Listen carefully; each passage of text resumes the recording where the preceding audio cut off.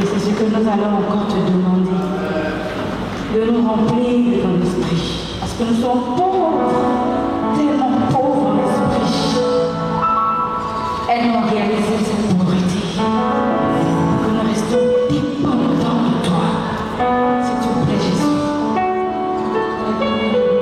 Nous humilier. Parce que sans toi, nous sommes perdus.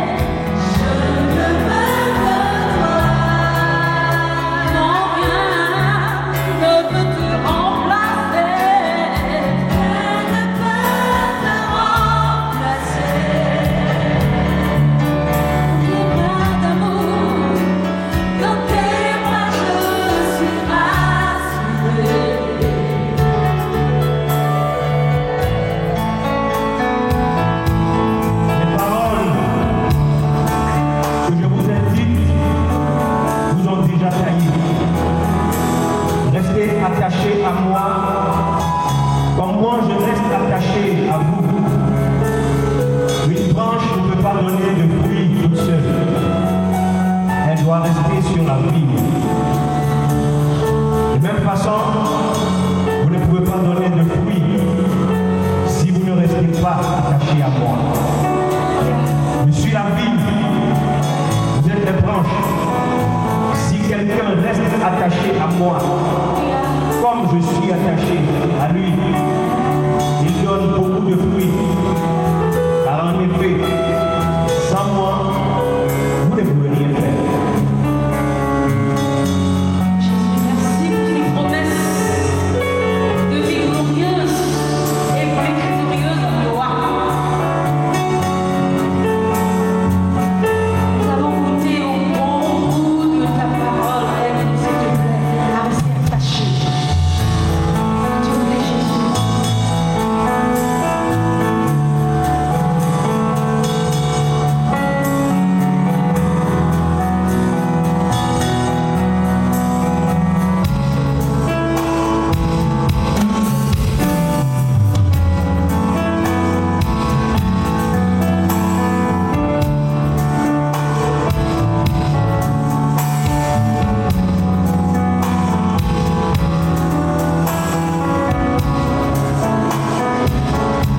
Tu es mon désir, tu es mon désir.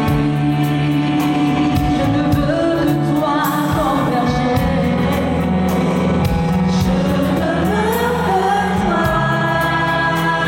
Rien dans ce monde ne peut te remplacer. Ne peut te remplacer.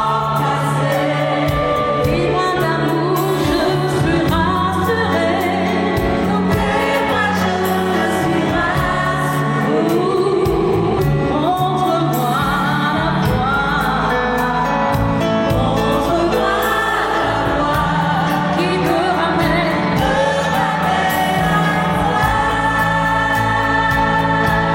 Oh, oh, oh, oh, tu es moi. Tu es tout pour moi. Tu es tout pour moi.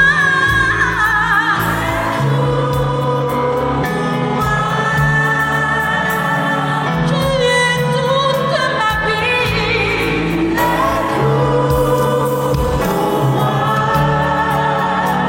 Sans toi, je ne peux vivre. Sans toi, sans ton esprit, je ne peux vivre. Sans toi,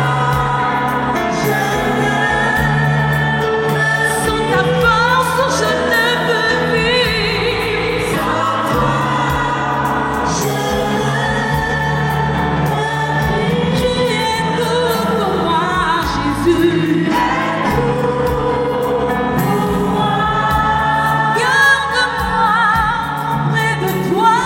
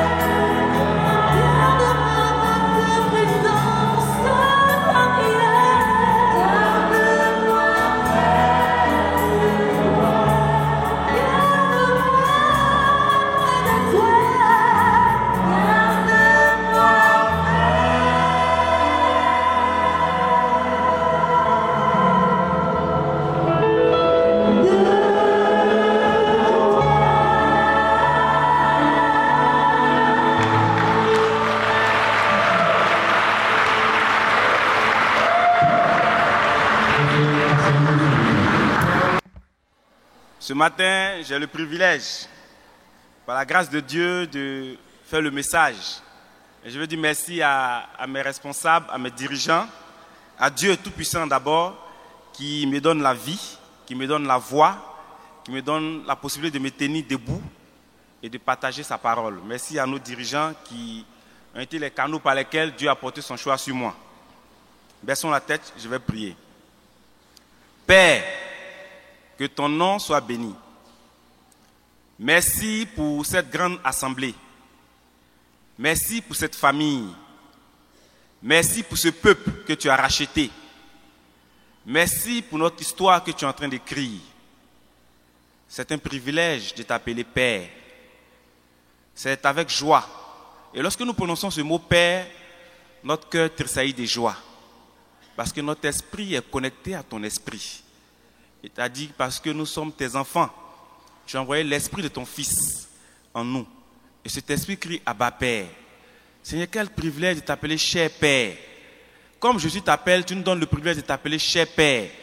Et tu nous rends cohéritiers avec le Christ. Nous qui étions autrefois dans la boue. Nous qui étions, Seigneur, les rejetés de la société. Nous qui étions objets de moquerie. Mais tu as fait de nous un peuple acquis. Tu as fait de nous les prêtres du roi. Tu as fait de nous un sacerdoce royal. Tu as fait de nous une nation sainte. Quel privilège. Ces choses-là suffisent, Seigneur, pour nous, pour être reconnaissants chaque jour de nos vies. Père, merci pour ce matin. Je prie que tu m'effaces et que tu m'utilises simplement comme un canal pour parler de ta part. Béni sois-tu. J'ai prié au nom de Jésus-Christ. Amen. Frères et sœurs, le thème de mon message ce matin, c'est « Revenons à notre premier amour ». Amen. Et le passage de base est Apocalypse 2, versets 1 à 4. Je lis la parole de Dieu. Écrit à l'ange de l'église d'Éphèse. Voici ce que dit celui qui tient les 7 étoiles dans sa main droite, celui qui marche au milieu des 7 chandeliers d'or. Je connais tes œuvres, ton travail et ta persévérance. Je sais que tu ne peux supporter les méchants, que tu as été éprouvé par ceux qui se disent apôtres et qui ne le sont pas, et que tu les as trouvés menteurs, que tu as de la persévérance, que tu as souffert à cause de mon nom, et que tu ne t'es point lassé. Verset 4. Mais ce que j'ai contre toi, c'est que tu as abandonné ton premier amour. Amen, frères et sœurs. C'est la lettre que Jésus-Christ écrit aux 7 églises de l'Asie. Et nous connaissons ces 7 églises, l'église d'Éphèse, de Smyrne, de Pergame, de Thyatire, de Sardes, de Philadelphie et de Laodicée. Et cette lettre que je viens de lire est écrite à l'église d'Éphèse. Et d'abord, nous allons parler de la ville d'Éphèse. La ville d'Éphèse était la plus grande ville et la capitale de la province romaine en Asie. Elle était aussi appelée la lumière d'Asie. Elle fut l'une des premières villes touchées par la prédication des apôtres. Et Paul a fondé l'église d'Éphèse en l'an 54. Et c'est de ce lieu que s'est répandu l'évangile en Asie mineure.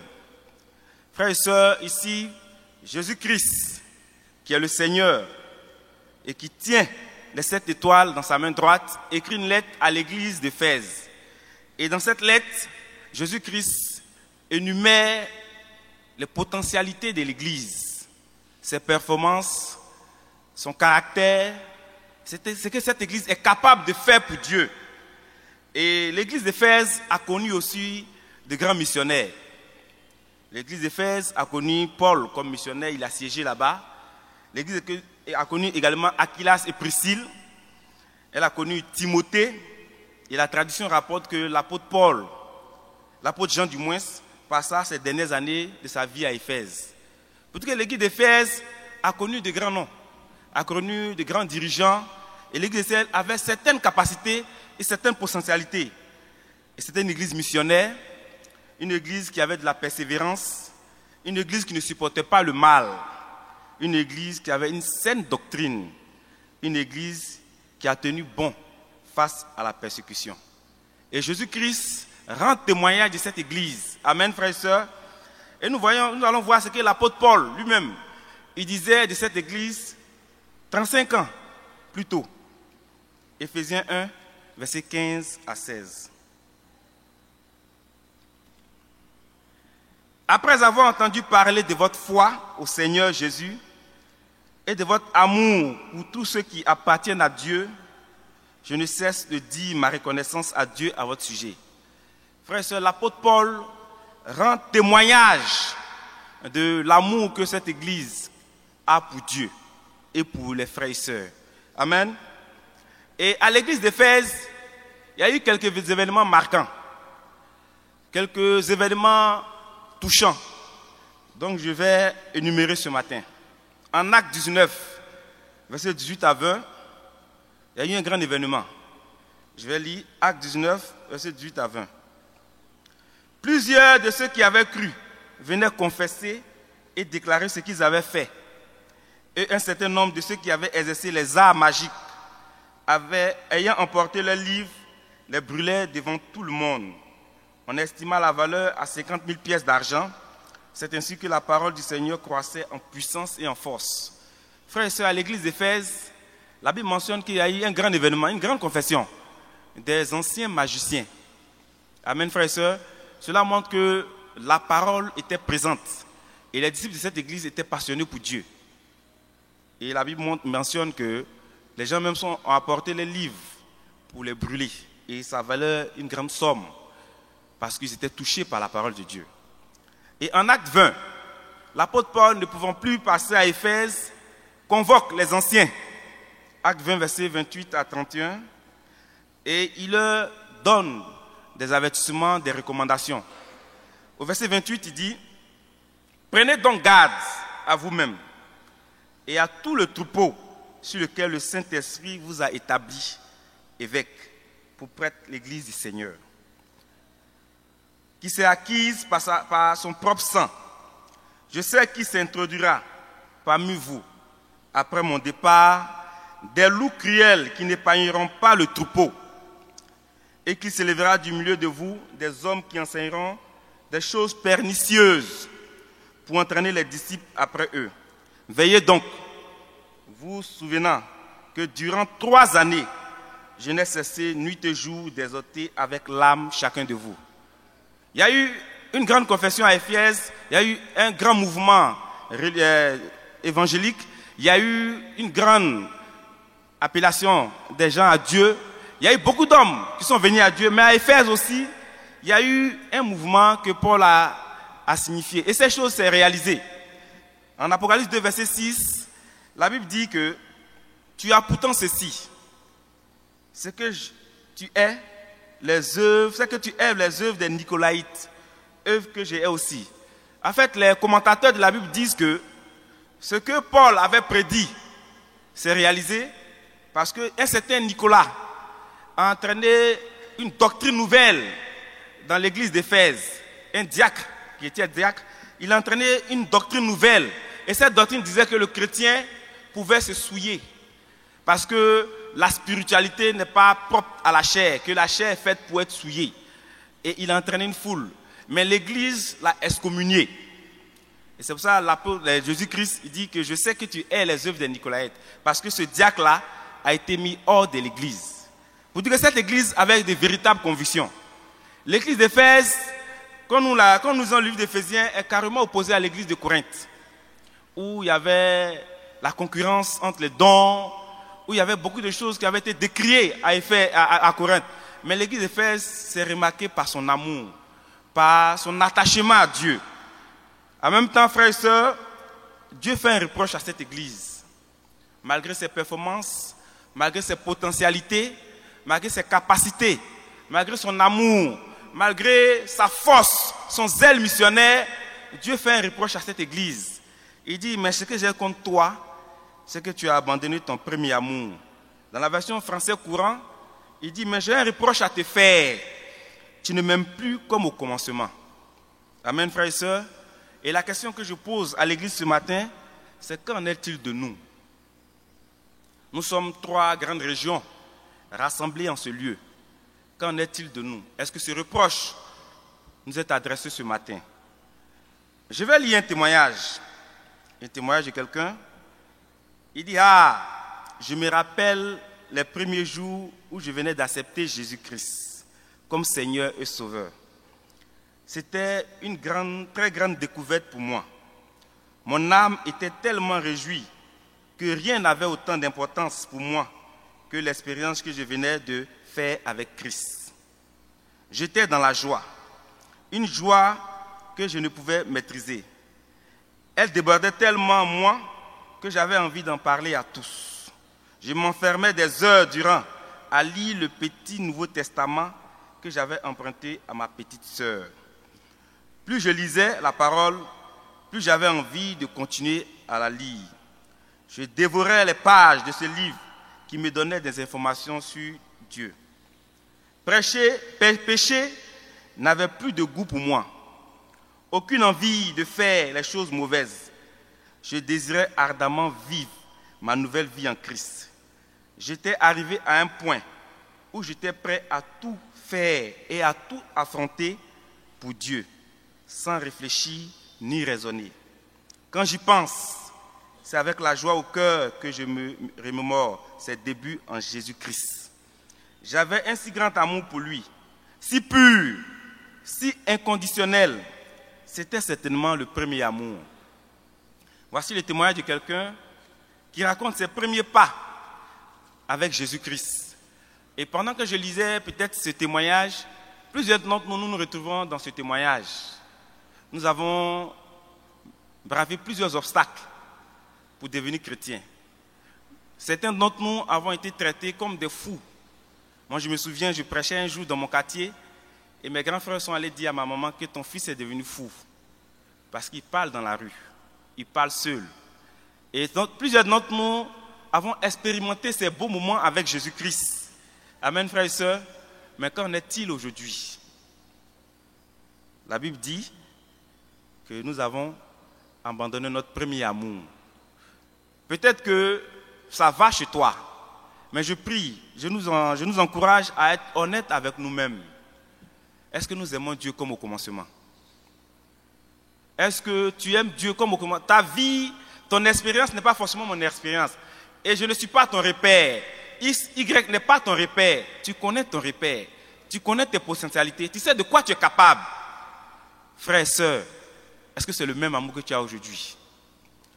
Et il y a quelques indices qui attestent que j'ai abandonné mon premier amour.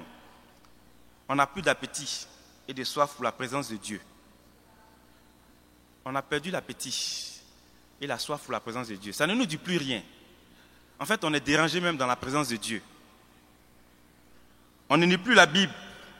Elle ne nous parle plus. Frère, est-ce que tu pleures aujourd'hui devant les Écritures? Sœur, est-ce que tu pleures aujourd'hui devant les Écritures? Il arrivait où on lisait la Bible et on fermait et puis on commençait à prier. Parce que la Bible nous parlait directement. Est-ce que c'est le cas aujourd'hui? Est-ce que la Bible te parle? On n'a plus de respect pour les choses de Dieu. Les cultes, les différents rassemblements. Est-ce qu'on a encore le respect pour ça? Notre lieu d'intimité devient rare. Chacun de nous avait un lieu d'intimité où il se repliait, il se réfugiait pour parler à son Père. Est-ce que ce lieu est encore fréquenté? On tolère le péché en trouvant des excuses psychologiques ou philosophiques. Est-ce que c'est le cas? C'est quelques indices. On compose avec le monde par toutes sortes de compromis. Frères et sœurs, le monde nous trouvait bizarres parce qu'on disait non au péché. On disait non même à certaines propositions qui nous, en griffe, nous arrangeaient. Et on se disait, mais est-ce que ceux-là sont normaux? Frères et sœurs, est-ce que c'est le cas aujourd'hui? On se plaint de tout. On se plaint de l'Église, on se plaint de nos enfants, on se plaint de nos conjoints, on se plaint de l'État de Côte d'Ivoire, on se plaint de tout. Chose qui était considérée pour nous comme un privilège, une grâce. Nos enfants, qu'on a présentés ici avec joie, aujourd'hui on se plaint d'eux. Nos épouses, nos époux, qu'on a juré fidélité, obéissance, respect, considération devant les hommes de Dieu, devant Dieu, devant les témoins. Aujourd'hui on se plaint de ces personnes. En réalité, le problème, ce n'est pas ces personnes, c'est que notre amour pour Dieu a baissé.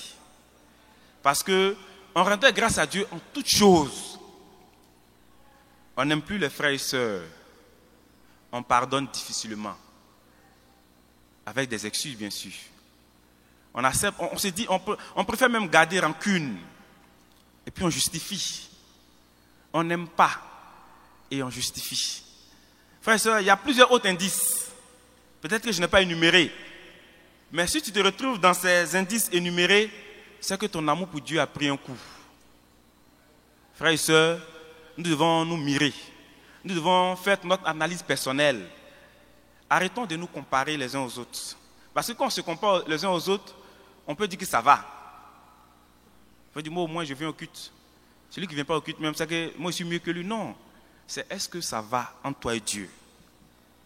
Je veux que chacun de nous ce matin s'examine pour voir où j'en suis avec mon amour pour Dieu.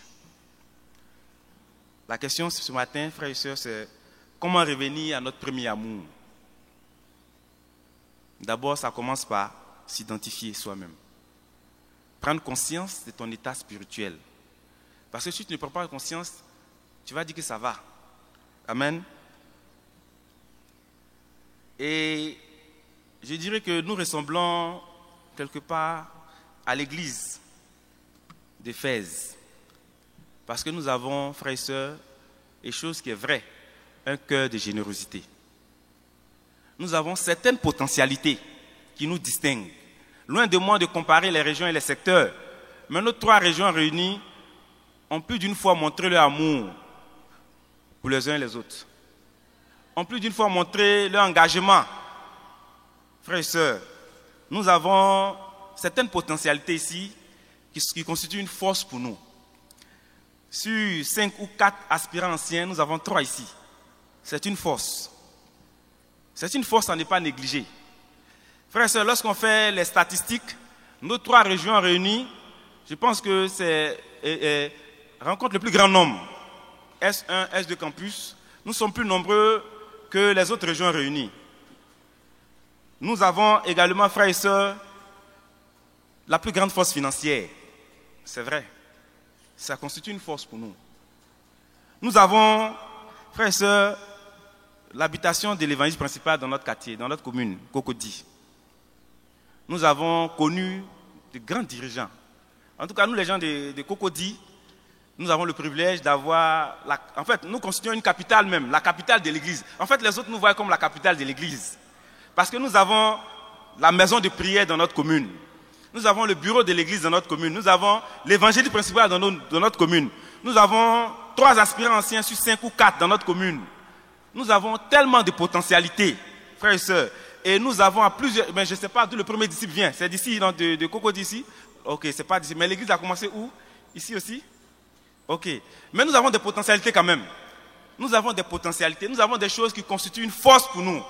Et nous avons fait tellement de choses pour Dieu. Dieu est conscient de ça. Nous sommes une église qui a combattu la fausse doctrine. Nous sommes une église généreuse. Nous sommes une église, frères et sœurs, qui a persévéré face à la persécution. C'est vrai qu'en même temps que nous sommes à Cocody, souvenez-vous en 2010 que la plupart des combats sont déroulés dans notre pays, puisque la maison de l'ancien président est ici, la RTI est là, les coins stratégiques, les camps à Kouédo, tout cela. Notre zone aussi a été éprouvée, mais nous avons résisté. Amen, frères et sœurs, nous avons accueilli le plus grand nombre de réfugiés aussi, notre maison de prière ici. Dieu est conscient de tout ça. Mais le seul reproche qu'il nous adresse ce matin, c'est que nous avons abandonné notre premier amour. Nous ne l'aimons plus comme au commencement. Frères et sœurs, et la question c'est comment revenir à notre premier amour. Frères et sœurs, nous avons été éprouvés aussi. Nous avons perdu beaucoup de nos frères, mais nous avons résisté. Mais la seule chose que Dieu nous reproche ce matin, c'est que nous avons abandonné notre premier amour. Et comment revenir à ce premier amour? D'abord, la Bible ne dit pas que tu as perdu ton premier amour, parce que perdre c'est involontaire, mais abandonner c'est volontaire. Parce que quand on dit j'ai perdu, c'est égaré involontairement, mais abandonner, c'est l'abandon est volontaire. Et c'est nous-mêmes qui avons décidé d'abandonner notre premier amour.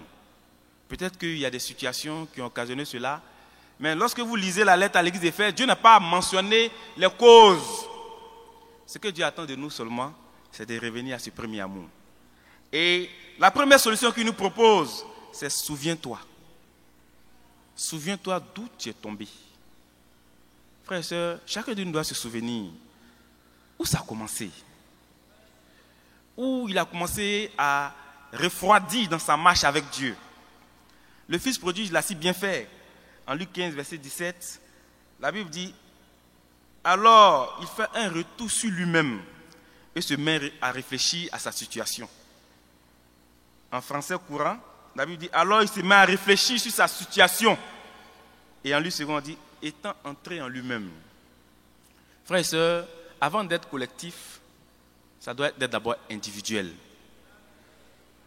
On veut drainer l'église, c'est vrai, c'est un bon projet. Mais est-ce qu'individuellement, on est motivé? Il y a eu plusieurs tentatives, plusieurs initiatives qui ont fait des feux de paille et qui sont revenus à l'état initial. En fait, c'est parce que nos cœurs n'avaient pas pris la décision. Mais on a fait des activités par obéissance. Nos dirigeants ont convoqué, ont initié des activités et nous avons exécuté ces activités-là par obéissance, même pas en étant touchés. Et la Bible nous demande de nous souvenir où on est tombé. La deuxième option, c'est répands-toi. Et notre évangile d'ici nous a longuement enseigné sur la repentance. Répands-toi. Et la troisième option, c'est de pratiquer les premières œuvres. Quelles sont les premières œuvres que tu pratiquais où toi-même tu sentais que tu étais dans la présence de Dieu? Mes œuvres ne sont pas tes œuvres, mais tu avais quelque chose au moins qui te rendait fort. Tu as ton petit secret à toi qui te rendait passionné pour Dieu. Frère, sœur, va reprendre ces premières actions-là. Amen. Le dernier passage, Jean 14, verset 15. Jésus a dit, celui qui m'aime gardera mes commandements. Frères et sœurs, nous devons revenir à l'obéissance totale à la parole de Dieu. Que Dieu bénisse son Église.